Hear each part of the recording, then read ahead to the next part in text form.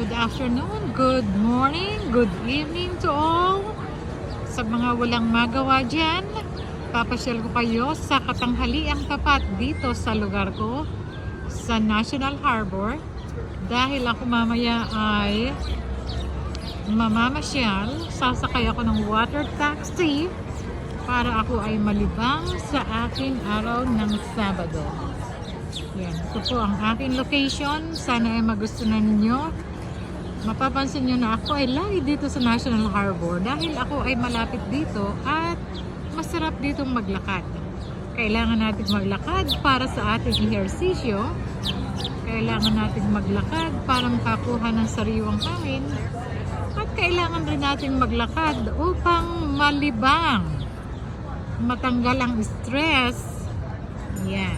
So, ito ang National Harbor. Ayan ang Ferris wheel na ako ay sasakay mamaya para ayan, ako po ay naglalakad para wala lang, para lang ma-excite. And so this is my life today in this Saturday afternoon. I choose to go out.